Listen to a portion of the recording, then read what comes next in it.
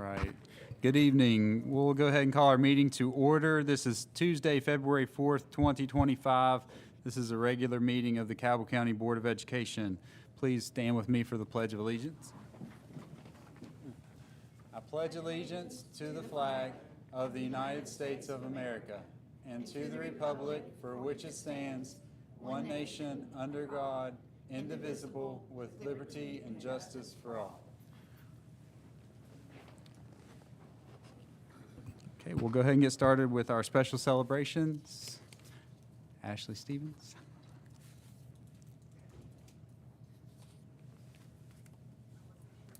Do delegations for calendars. I think that a little later.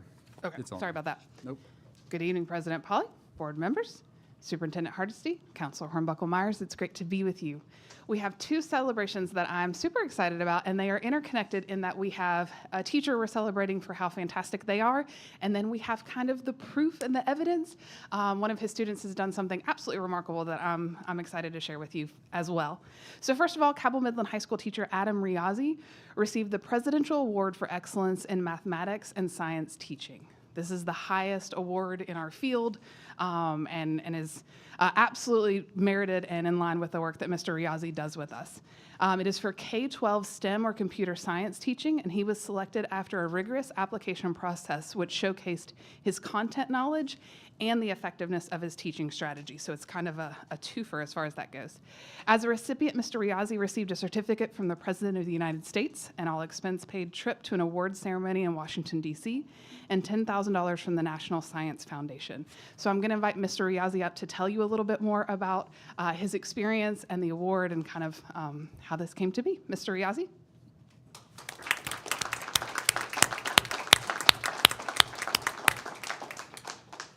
Thank you very much, Superintendent Hardesty, members of the board.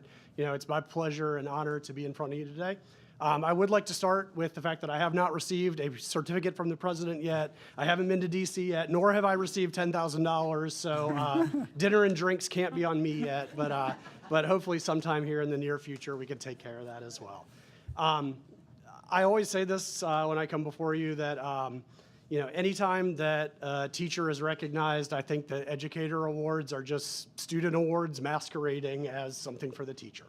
So, you know, I've been blessed with absolutely wonderful students at Cabell Midland, supportive administration and staff all the way from the building level to, you know, the county level and the state level, who have always supported and, you know, encouraged me to do the best that I can with what I have to offer. And like I said, I can't be happier to, you know, share this award here actually with, you know, one of my students. I requested that she be able to be awarded at the same time. I am, I guess, the first recipient from Cabell County in the history of this award that started back in the 1980s. And I plan to hopefully mentor and help other teachers from Cabell County apply for this award and nominate them as well, because I know, you know, the depth and breadth of expertise that exists in our, you know, PK through 12 schools in the fields of mathematics and science teaching, and there are as deserving, if not more deserving recipients than me, just, you know, waiting in our schools here in this county. So again, thank you very much for always supporting the things that I do here and continuing to support, you know, education here in Cabell County and always putting our students' best interests first. Yeah, Mr. Razi, I appreciate you trying to deflect everything away from you to the students, and I'm sure that's warranted, but also you do a fantastic job every time you've come before us. So many positive things that you're doing for our students, and we appreciate it. Thank you so much. Congratulations. Thank you. Thank you. I appreciate it. I'll certainly take a lot of pictures and cool stuff like that when I get to go to DC, hopefully, and share that experience as well with the county. So, you know, at one of these education summits that we do, I'd love to host a session about the process for being nominated and then applying for the award, and get to share my experience with the rest of the educators here in the county. Mr. Rossi, I just want to take a moment and thank you. It's a different perspective that I have than most have, because not only do I get to sit here as superintendent, and thank you for that, but as a parent of a kid that was in your classroom, thank you for what you do for us every day. I greatly appreciate that. There's no way to express what you do for our kids on a daily basis. And just the example of, as he said, deflecting the award to someone else, that's what you do. And we thank you for that.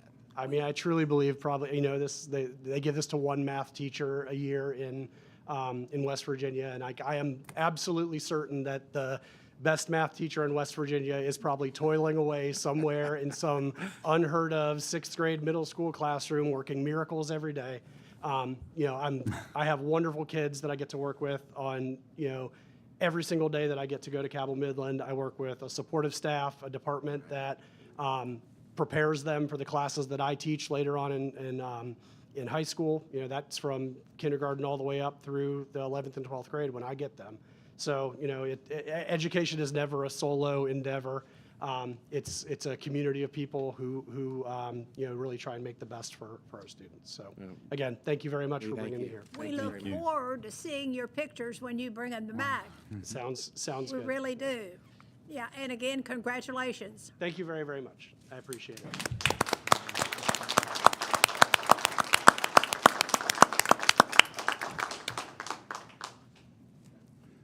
So in the best setup ever, let me tell you about a student.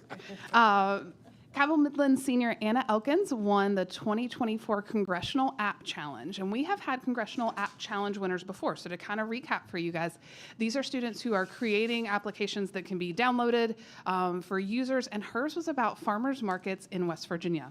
And so using location devices that, you know, are inherent in your phone, it can show you what is nearby. If you're looking for, you know, fresh fruits and vegetables from a local farmer. And so I'm going to let her demo that and tell you a little bit about it.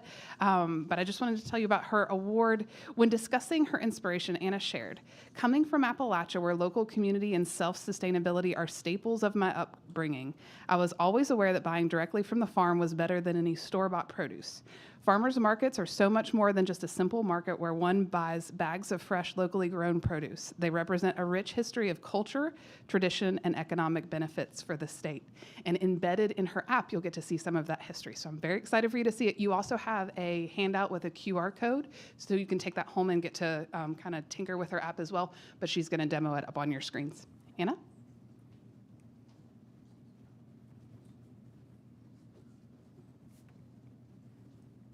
Hi, I would just like to say I'm very grateful for being here. And if anybody did not receive a handout of the QR code and the shortened link at the bottom, I have them here. So I was introduced to this app by my fantastic teacher, Mr. Riazzi, back there. I have him for AP Computer Science and AP Statistics. I'm very grateful for him. Definitely a shout out to him. He's fantastic. But he introduced me to coding this app because he's my computer science teacher.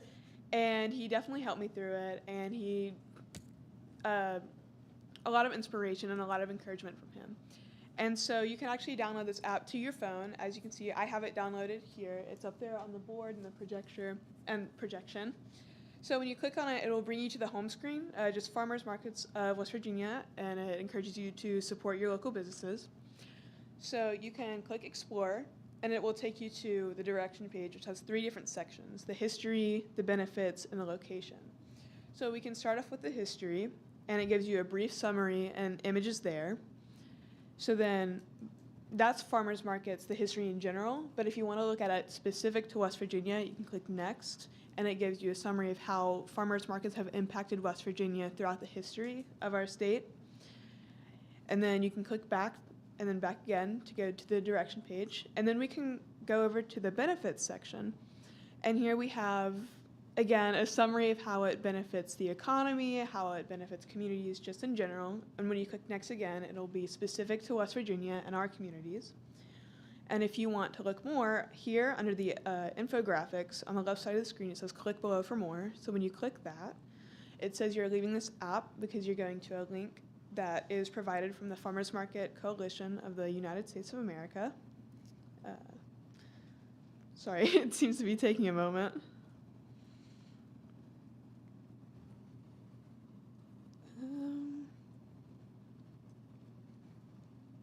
I'm sorry, it seems to be taking a moment. We can come back to that though. The last section is the locations down here at the bottom. And you can see it's a map of West Virginia and all the farmers markets located within it.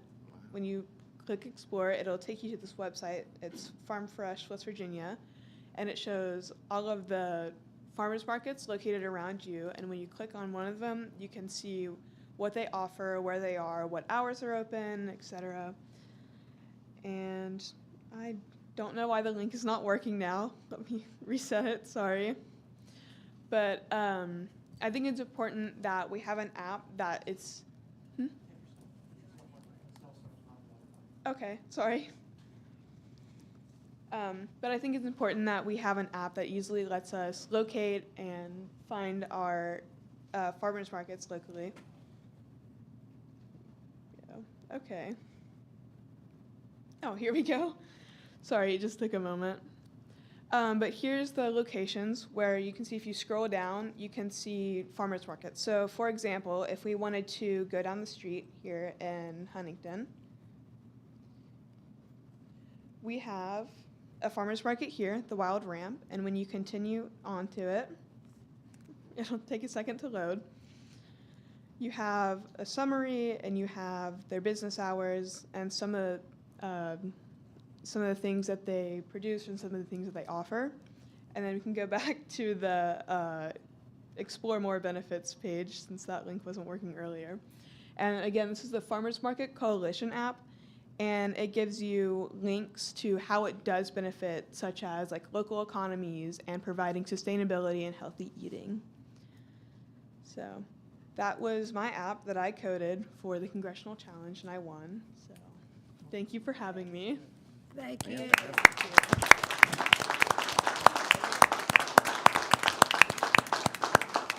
Thank you. Congratulations, very well done. Thank you. Excellent job. Are you all up for some pictures that complete our celebration? Sure.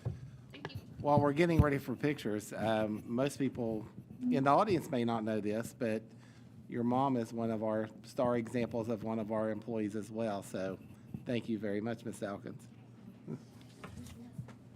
Carrie Elkins, speech teacher. She's fantastic. Works at people all over. Yep, it's her sitting back there.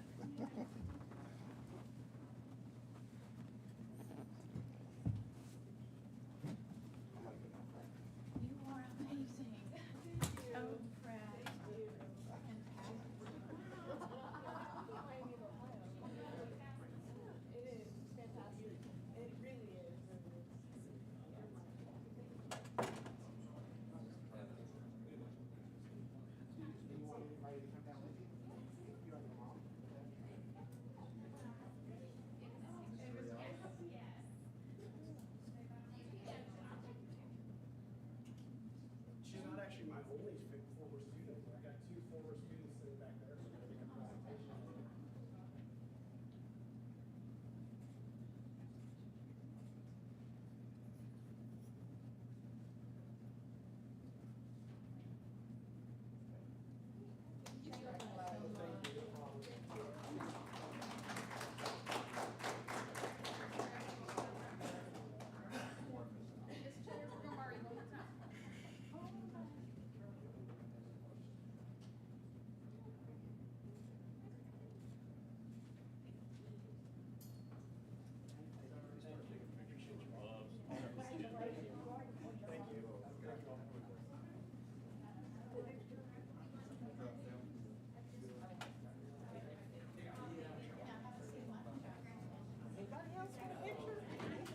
I thought we had that other one.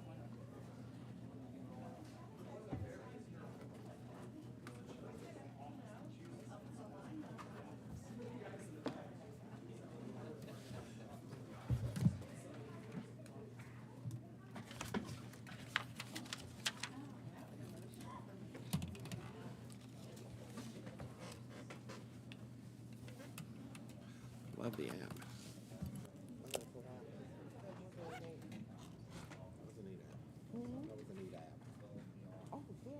Really good. All right, 2.02 is our update instruction and leadership services. Ms. Kelly Watts. Good evening, President Polly, Superintendent Hardesty, Ms. Hornbucker Myers. board members. I passed out a green folder to you just a few minutes ago. I'm just going to take you through the instructional resource or textbook adoption cycle that happens. So if you'll first, this sheet right here, it is the adoption cycle. And the department has a schedule of certain content areas that go through the adoption process per West Virginia Code 18-2A-10C. So we have to follow that. The other document I provided you is our policy on adopting instructional resources. So you can have a history. But I'm going to give you a synopsis because at this time, we are getting ready to go into West Virginia Pre-K and social studies adoption. So our process is that we have teachers apply to be on an adoption committee, and that selection is made in January. And now that the State Department has released the approved adoption vendors, and the state goes through a very rigorous process to make sure that the textbooks or the resources that are submitted for the adoption cycle has to meet at least 80% or more of our content standards and objectives. And so that process, so we get all those score sheets. And then next week, our team will go to Charleston for, it's called an instructional resource caravan. Well, they'll meet with vendors, they'll look at the textbooks and things, but then they come back and they make a decision on what ones we're going to go more in depth to. And the teachers will spend February and March into April analyzing and aligning those materials to see which one they want to recommend at every grade level to me. And they'll bring their recommendations to me. I'll go over them with Mr. Hardesty, and then I will present those recommendations to you by teachers. Excuse me. The policy says by May 1st. I will tell you, because of our first and third, sometimes we do the first week of May, and typically what happens, I inform the Department of Ed that approval process would be that first week of May. So we'll see how fast the committee gets that recommendation to me. But this group of teachers, they work and they will meet after school, and we do pay them a stipend to do this. So if you'll see the adoption cycle, it'll tell you the year. So social studies pre-K is this year. Next year, we'll have the arts, wellness, education, and driver's ed. And then for 26-27, school year 27-28, it will be a big adoption of English language arts. And then science, and if you think about, we just had mathematics. So it's a continuing process. Now, any course that is not on this list, the adoption of those materials is at the discretion of the county board. And we always have review teams, but like for our AP classes and our dual credit, those are typically recommended by the instructors that are teaching those courses. So I just kind of wanted to update you because we're starting the process, and I will be bringing that information to you in the near future. So any questions for me? I have a quick question. I'm unclear about what that means. West Virginia, pre-K, social studies. Is that 3 different areas? No, it's pre-K. It's the West Virginia pre-K. Just, that's separate. That's a separate thing. Pre-K is all across the state has, what's the word I'm thinking? Inclusive. We do creative curriculum. Creative curriculum is what we've had, and so whatever the state recommends, we will look and see if we want to choose. But we have universal pre-K. That's what I was thinking. Okay. Yeah. Yes, so which we're responsible for under the K-12 pre-K-12 system Okay. to look at their materials. Okay. But currently, we do have creative curriculum, Do we, and then social studies will be K-12. do we typically have teachers who are involved at the state level when they're going through? Yes, we typically will, the state will reach out and we'll make recommendations for teachers to be on the state level committee. Okay, so we have representatives from the time it starts at the State Department and all the way through Yes, the yes. whole process. Now, I cannot tell you who it is at this given moment. Not going to ask. Thank you. I forgot to ask that question. of my team. The executive directors primarily handle this, and they work with our academic specialists and the assessment coordinator to go through these materials. I try to stay out of it until they bring it to me, and then I have my own questions because I have a history of working with the state on curricular adoptions for the last 30 years. So, because I do strongly believe that it has to be teacher recommended. So any other questions? I don't think so. Thank you. I will tell you, we had a great day, and we look forward. The Regional Science Fair was today, and I've been seeing some of the winners post, such as Spring Hill Elementary, and I'm excited when we get that final list to have Dr. Stevens report out to you all of our winners. And of course, we had a very successful math field day last week, as well as, we have social studies fair. So a lot of exciting things happening in Cabell County. That's all I have. Thank you. Okay, we'll go to 2.03, an update in operations and support. Mr. Boggs. Good evening, Board President, Board members, Superintendent, General Counsel.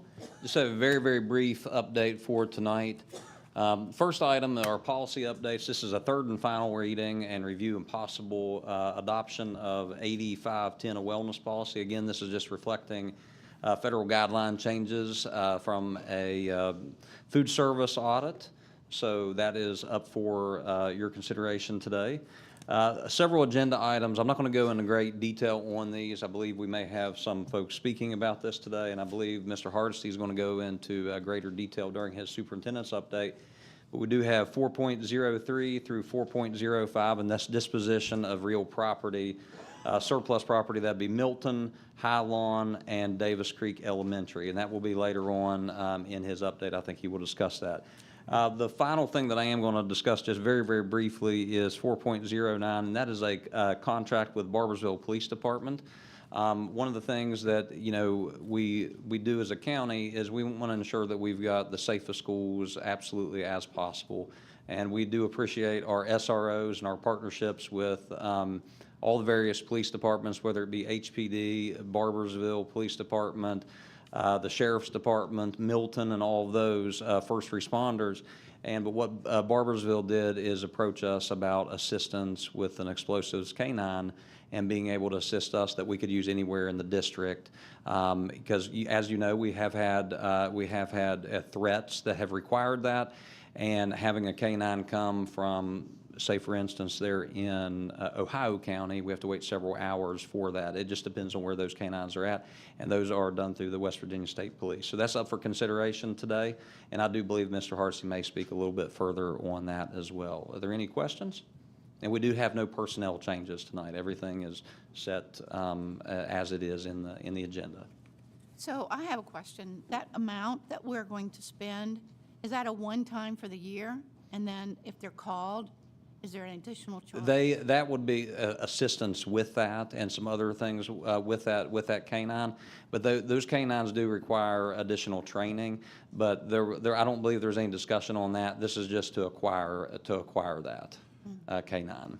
So it's my understanding that the payment is actually going to afford us the ability to have access to the canine as we need it for the ongoing future. And so this is just our way of reimbursing Barbersville Police in their efforts to get that, so we can actually use that on an ongoing basis. So we don't expect that to be a regular occurrence.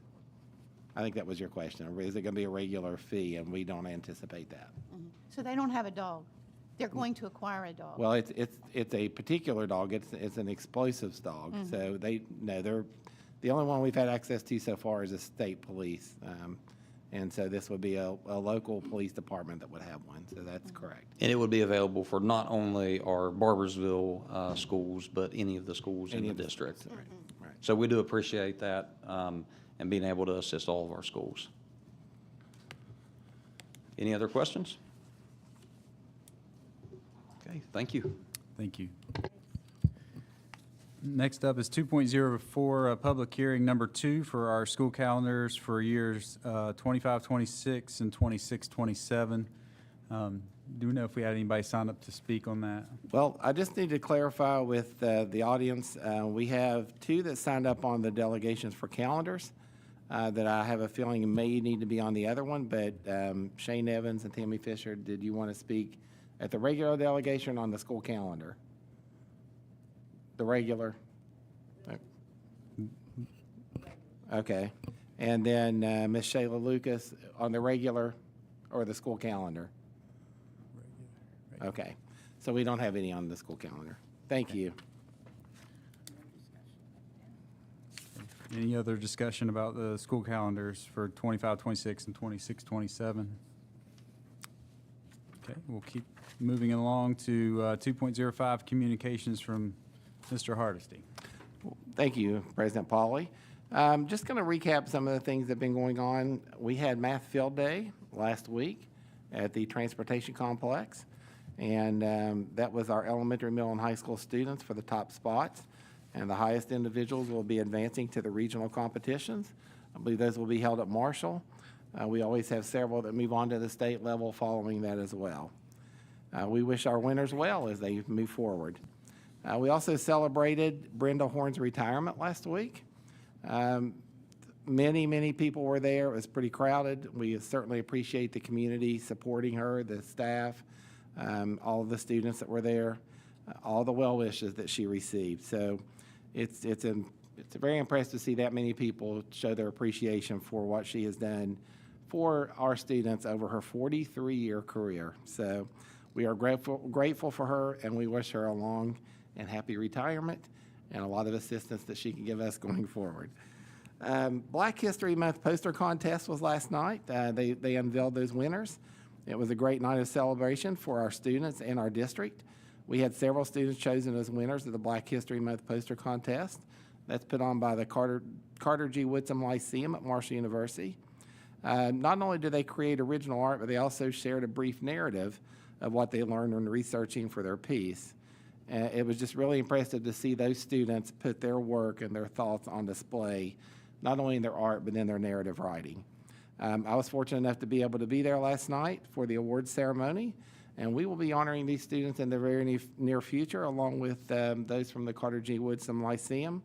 And I'd like to thank Marshall University and Professor Bernice Morris and our team of art teachers for making the event possible.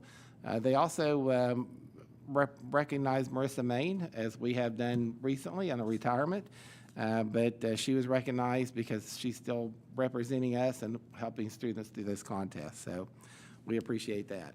Last night was also the Night on the Hill Art Showcase in the LSIC Forum at Huntington High School. It seemed to go very well last night. I thought it was a very good evening.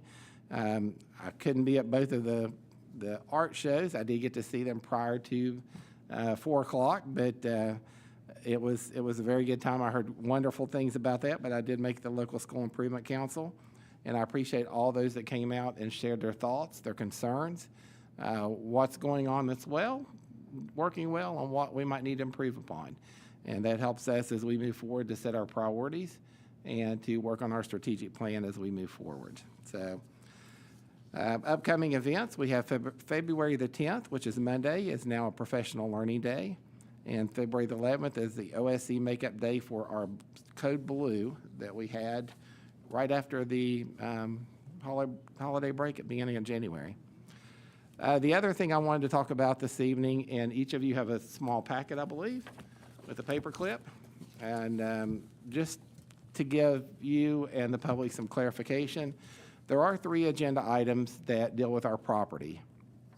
And the first thing on the list is a copy of West Virginia State Code 1857B, and it's charitable or community use of unneeded buildings. I'm not going to read that in its entirety, but I wanted you to have a copy of that, and I know that you all have been given that already over the last couple months, but I wanted to, because 2 of the properties have an item on there to go to local municipalities. One of them, though, is going to an entity that's a charitable contribution, and it's clear in there in our policy, or in the West Virginia Code, that it needs to be a section 501c3 through 8 inclusive. And the reason they were not listed there in our item is because I did not have the copy of that when the agenda went live. I did receive that last week, but the agenda was already posted, so I'll clarify that item for consideration here just in a few moments. But I wanted you to have a copy of that.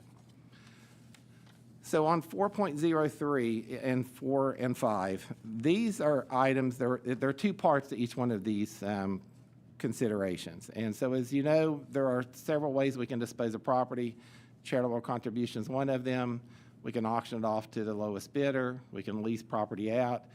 But what I think we have determined through discussions that we've had in public here at meetings over the last 2 or 3 months, it seems like we've been discussing these, is that there's a concern of the board to make sure the property is going to an entity that is actually furthering our community. And sometimes when you auction things off, you don't always get that. You don't always know what is happening there. And so the consideration items I have here is what I put together as what it seems to be, from the information that I have gathered, would be something that would be worthwhile for our community. And you'll see that many of these you've heard from multiple times over the last several weeks. But again, these are consideration items for the board at this time. 4.03 is the board consideration and action to declare that the former Milton Elementary School property located at 1201 Pike Street, Milton, West Virginia, is no longer needed for school purposes. That's the first part of the action item. And authorize the board president to convey the school property by deed to the city of Milton pursuant to applicable law, which is what I just gave you a copy of. So a couple of things about all three of these is that in the agreement with each of these, it would be an agreement that they would not be used for a K-12 school. It would be, a pre-K would be different if they wanted to house pre-K. That's something we can work with them on, but they would not be a K-12 school. And that the costs associated with the deed search, all of the property transaction and the attorney fees would be paid by the entity receiving the property. And so that would be 4.03.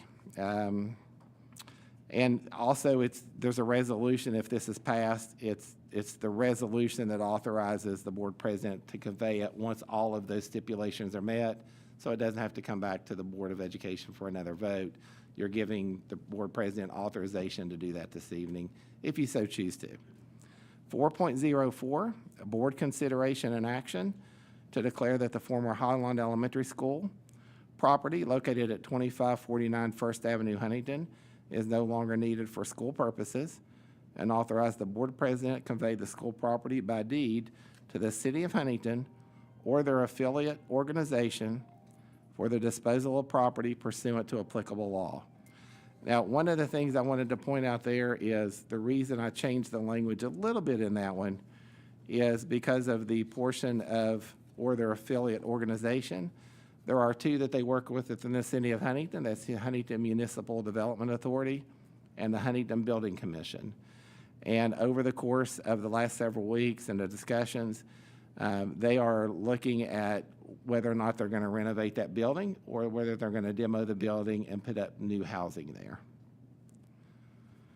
And 4.05 is board consideration and action to declare that the Davis Creek Elementary School property located at Davis Creek Road, Barbersville, West Virginia, is no longer needed for school purposes, and authorize the board president to convey the school property by deed to Mercy Village Church as a qualifying entity pursuant to West Virginia Code Section 18557B. Mercy Village Church did supply me with their 501c3 documentation from the government, and there is also a clause in 18557B that says that that particular property going to a charitable organization within the first 5 years, if it ceases to be used for that purpose, reverts back to the school system. And that's under West Virginia Code. So that would be part of that stipulation as well.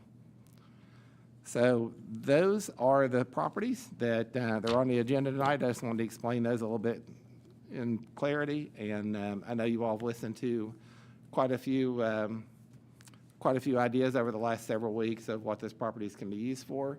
And so instead of a discussion item tonight, there's an action item on the board agenda for your consideration. I'll be glad to answer any questions. But that would conclude my update, Mr. Polly. Thank you. I believe we'll be able to have discussion on that when we get to section 4. Yes. Okay, moving along, we'll be at 2.06 delegations to be heard, and I know we do have some this evening. Yes, we do. First up is Monty Fowler.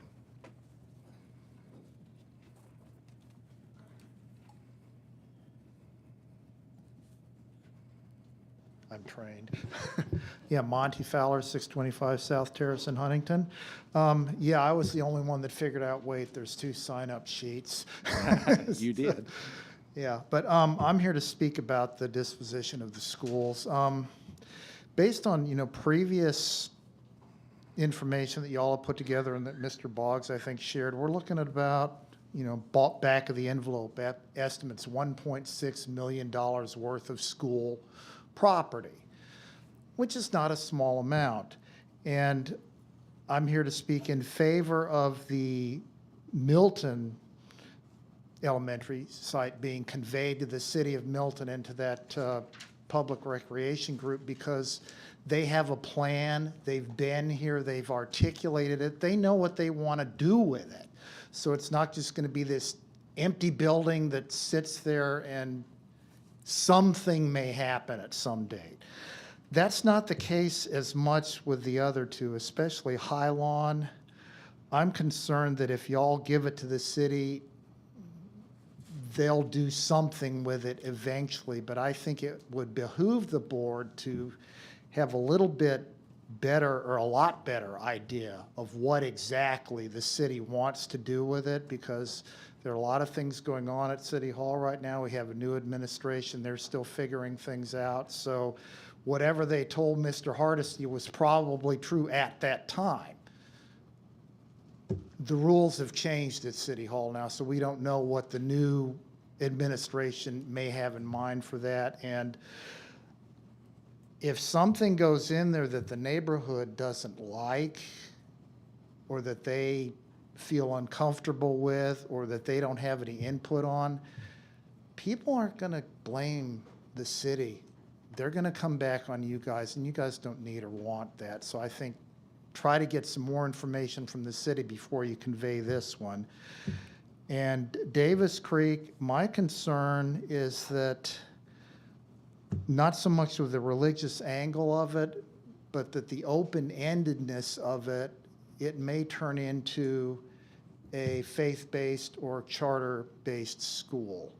And that is not in the best interests of the Cabell County Board of Education, because as Mr. Hardesty has alluded to, we're coming up on a new legislative session. We don't know what they're going to do, but I can pretty much guarantee you that it's not going to be good for public education in the state of West Virginia, because one of the things they've already tried once is to make a priority for surplus property going to charter, faith-based, virtual, whatever, non-traditional schooling.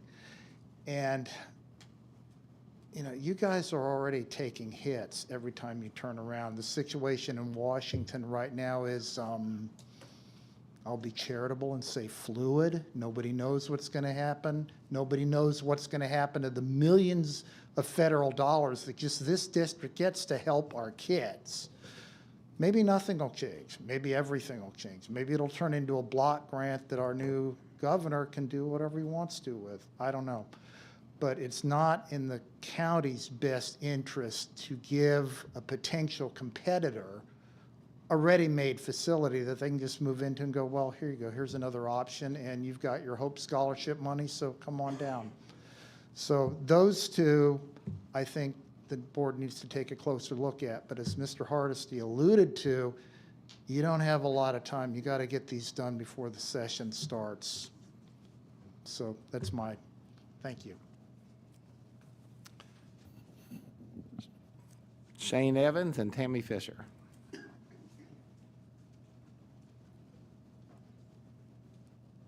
Thank you all for having me again. I'm not going to do the whole speech again about why we want it. I just want to kind of give you a background. when I first started running for mayor, there's nothing to do in Milton for the kids. I used to own a billiard room, and since then, there's nothing for the kids to do. And I was like, well, that's part of running is open the rec center. And then we come to find out the elementary is available. And Tammy and I, my fiance, she's like, we need to do something for the kids. And that's what we based my whole thing on. And it seems like everything was meant to be for a reason. And today they had a break-in at the elementary. It was last night. And, you know, my recommendations is having the left wing of the police station and then the rec center in the back. So it would work out good if there was a police station on the right side. It'd be free security. But I was up there today looking around, and I don't remember it being like that when I was a kid because they added that new gymnasium onto it. It's by far more than what we need. And kids would love it. I mean, it'd be a great asset to the city of Milton. But going back to the beginning, when my sister passed away of cancer, and her sister passed away of cancer, and if we do get it, I want to name it the Misty Rose Center, you know, after my sister and her center. But I appreciate y'all seeing us every time we come up to talk. And I'm sorry for aggravating you and you, Mr. Boggs, but I'm gonna keep coming until you tell me yes or no. But thank y'all for having me. Yes, thank you all very much. Thank you. Shayla Lucas.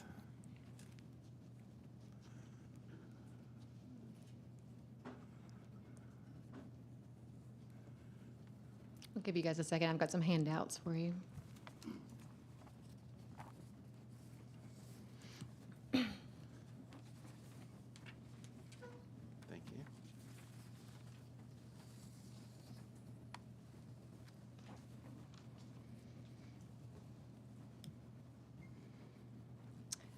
All right, well, my name is Shayla Lucas. So I'm also here to talk about the Milton Elementary School building and ask that you consider my plans for its future role in our community. I have created a nonprofit called the Local Exchange with a mission to provide enhanced educational and entrepreneurial opportunities through local partnerships and the exchanging of resources, knowledge, and experience to build community resilience. The Local Exchange is new but needed, and the plan I'm about to present is bold yet practical. To give some background on the Local Exchange, the name of my organization is new, but I have been a part of educational programming that has been serving the Cabell County area for a few years now, such as with our organic gardening program. We have about 85 participants this year growing food organically in Cabell, Lincoln, and Wayne counties. Last year, during the worst drought our area has seen in my lifetime, we grew a combined 28,000 pounds of food, donating half of that to our local communities. You have been given an infographic that highlights this program's impact, which will only increase, as will our harvest numbers in future years. I intend to expand on our programming in the near future, creating more educational opportunities for our citizens who crave self-efficiency and skills in areas concerning sustainability and regenerative agriculture. And I do believe our area is craving opportunities that allow them to build community, learn new skills, share their experience, and acquire new knowledge that can then perhaps even create more small business for our area. Because of this, my proposed project will be to transform Milton Elementary into many different economic and community building sectors, such as operating as a small business incubator, community learning center, regenerative market farm, indoor consignment market, a food processing and preservation hub, community composting facility, community garden, and heirloom seed store.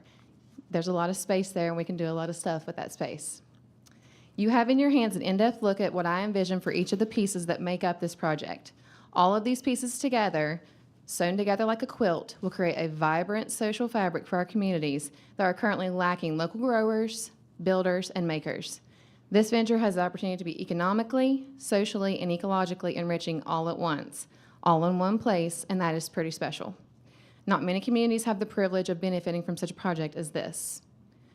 I propose that Cabell County Schools consider this project and the possibility of donating the building and the land to the 501c organization called the Local Exchange, with stipulations, of course, that if the property is not used for the economic and community building purposes as outlined in this plan, with some wiggle room for us to do things, the school can revert back to the Cabell County Schools ownership after 5 years. I would be happy to answer any questions at another time, or talk about any concerns that you'd have. You have my contact information, and thank you guys for your time. Thank you. President Polly, that concludes delegations. Okay, thank you.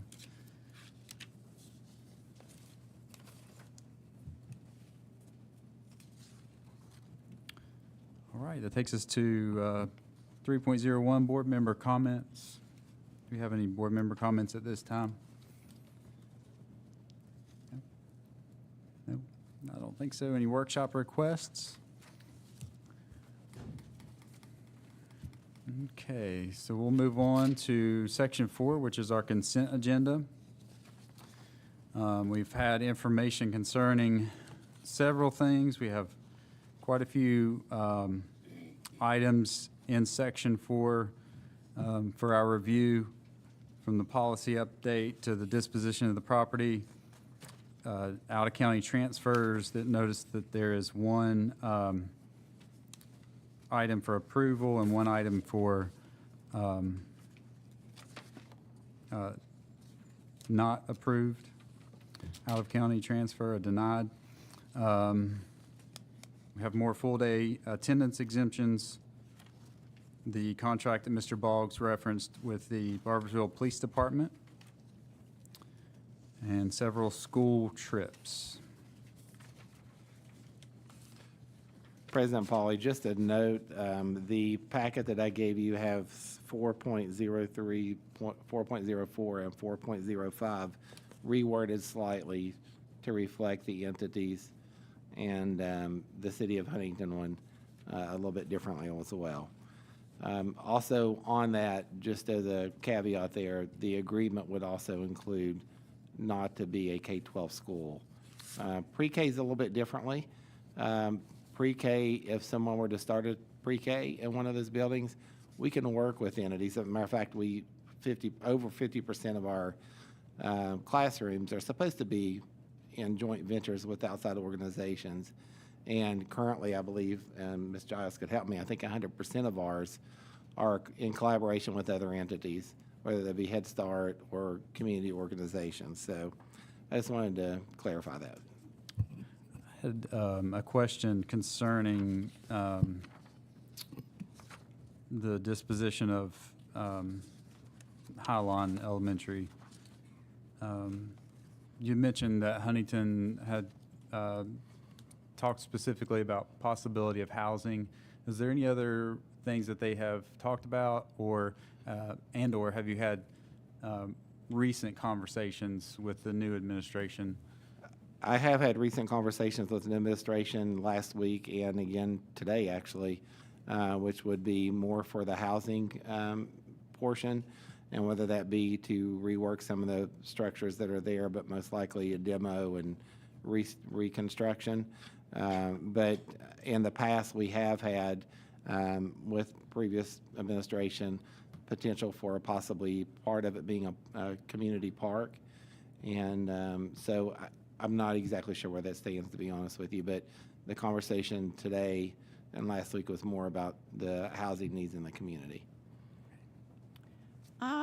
I had the same response that Monty did when I heard about the indecisive nature of Huntington's acquiring the property. And I had the same thought that he did, that, well, actually I didn't. I really liked what he had to say about it, that we would be blamed. It would be the school board that would be looked at as at fault if it didn't come to fruition and it just sits there as an empty building. And so did I understand that if we give it to, if we give that Highland School to Huntington, that there's no recourse for us in 5 years, not like the Davis Creek situation? That's a different situation. There would be no, excuse me, there would be no recourse because it's not laid out in your all's, where the president would be signing over to give it to them. There's no recourse no plans laid out in there. So no, there's no recourse. If they were saying they were building it for a community center for the city of Huntington, and then in 5 years they didn't, then we can revert it back to the board. But since they're not really saying what they're gonna do with it, we're just kind of thinking about giving it to them. There's not much we could do, except for that it can't be a K-12 school. Is that applicable for another government entity, or is that just applicable for a 501c3 nonprofit? My reading of it, and that's what I was reading, because we didn't put 18A 57B on the resolutions. I was looking at myself. My reading of it, it is regardless of if it's an entity or if it's a municipality, if they don't do what they say they're going to do with it within the 5 years, it reverts back to us. That's my understanding of it. Is that regardless, if we're giving you this property, which leads to another problem, we don't know what they're going to do with it. But if we give you this property and you don't use it the way you say you're going to, then it reverts back to us within 5 years, whether or not it's a 501c3 or the municipality, is the way I understand it. I'm ready to make a motion. Yes, ma'am. No further discussion. I just want to say that I agree with what Monty said, and also, with Linda. I'm kind of leery of turning that property over to the city and really not knowing what they're going to do with it. And you're giving them that property in a neighborhood. And unless I had more information as to what they were going to use that for, I'm just not sure that I would turn it over to them. I think you and I had a conversation when Mrs. Burns came with the community development that night. I had concerns because she really didn't say really what they were going to use it for. She was very vague about it. And so, yeah, I have problems with it too. And about the Milton property, I would like to know if the community of Milton could work with the lady that spoke about the organic gardening program and the other ideas that she had for that building, if they couldn't work together. That's my thought. I think he wants to say something. Okay, so you want to say something, Mr. Hardesty? No, I think Mr. Evans was. I think they both want to say something. Well, I just want us to be careful, make sure we follow the appropriate protocol here. So Okay. I think that that's something that would be between the entities that we give the property to. However, speaking on behalf of Mayor Evans, I think he's been pretty vocal that he's willing to do what's in the betterment of the community there and being willing to work with others. I can't speak for him in this case because I'm not sure he knew about what the proposal was.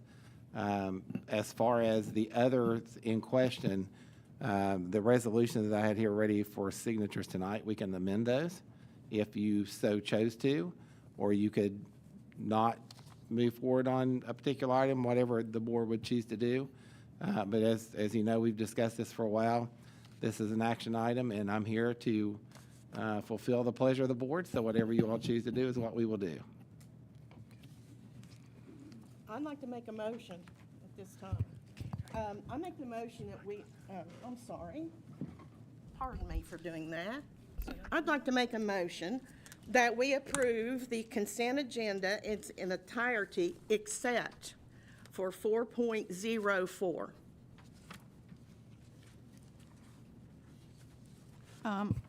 Okay, we have a Which motion is on the the floor. conveyance to the city of Huntington. I am in agreement with the other board members who have previously spoken.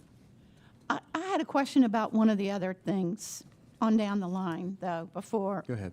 Okay, go ahead. It's not a big deal. Let me get my notes. The 4.13, I just wondered what that field trip, where they were going, Ohio Health Chiller, on page 8.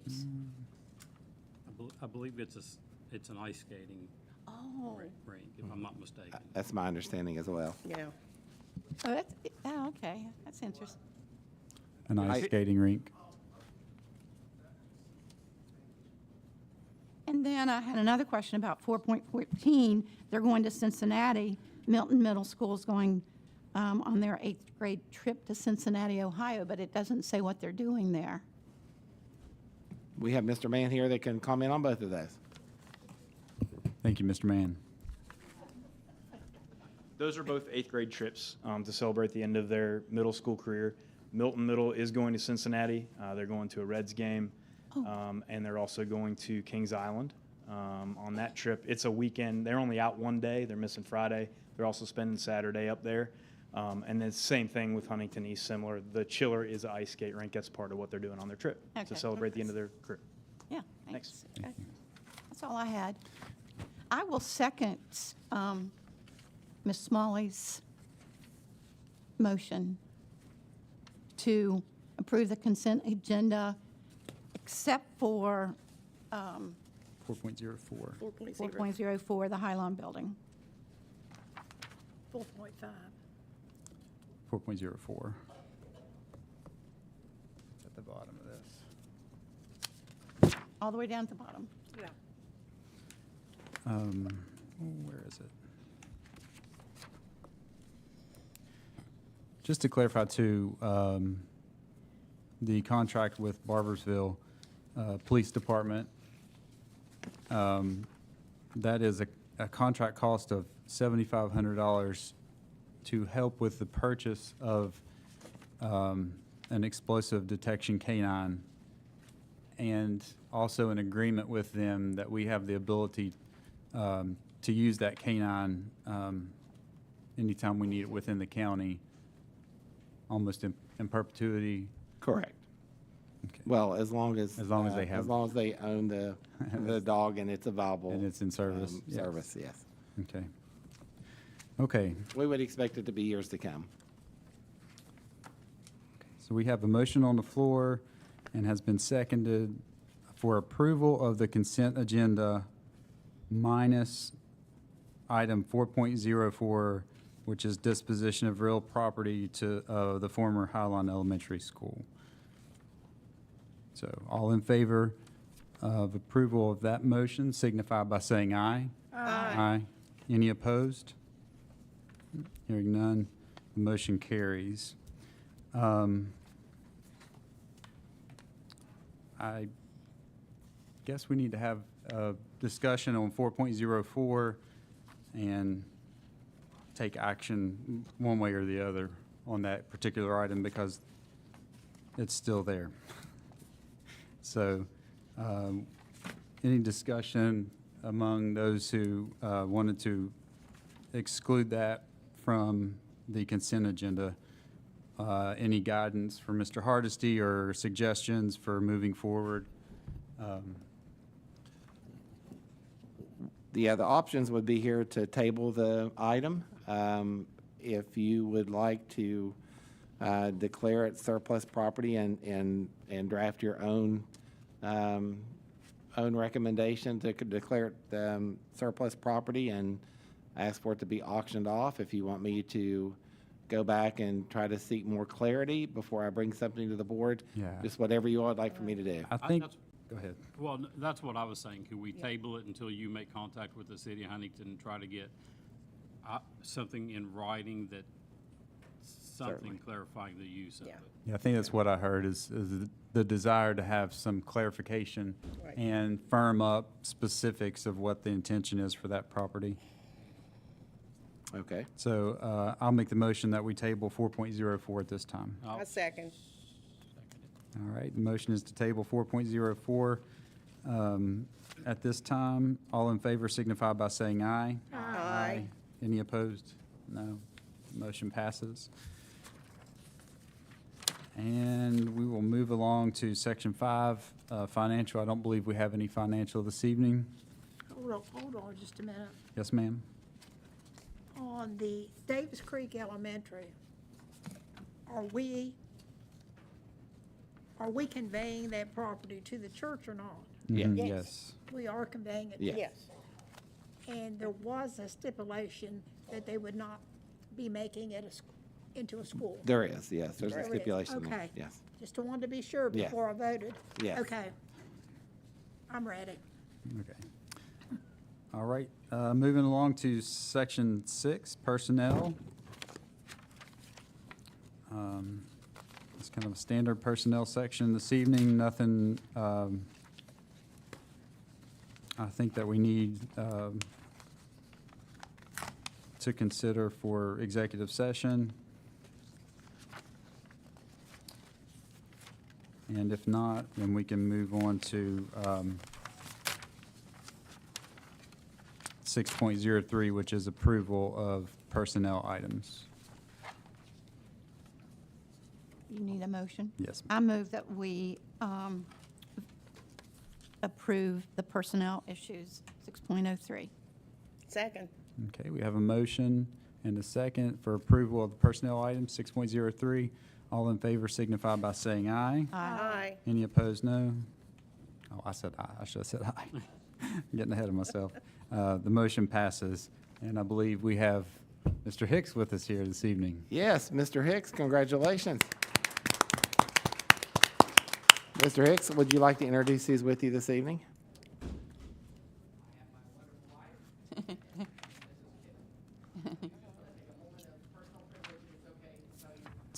Step to the mic. So we can get you on the record.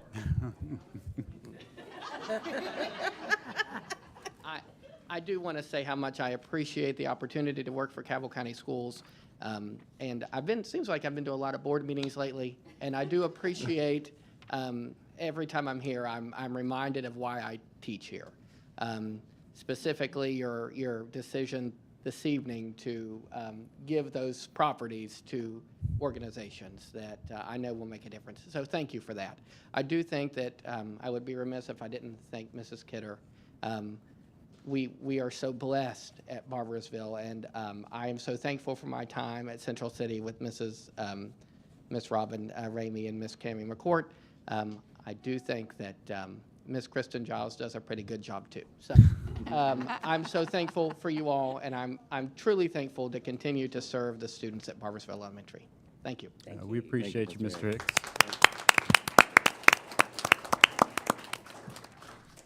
I know there's debate on whether we get things right here on the board or not, but I have assurance from one particular 11-year-old that we have gotten both of those positions correct. So, congratulations. All right. That will move us along to 7. We have no special board items at this time, I believe. Correct. And then Section 8, discussion, update on current legal issues. We have, yes, we do. So I'll make a motion that we go into executive session for an update on current legal issues. I'll second it. So we have the motion and the second. All in favor of going to executive session for an update on current legal issues signify by saying aye. Aye. Any opposed? No. We're in executive session.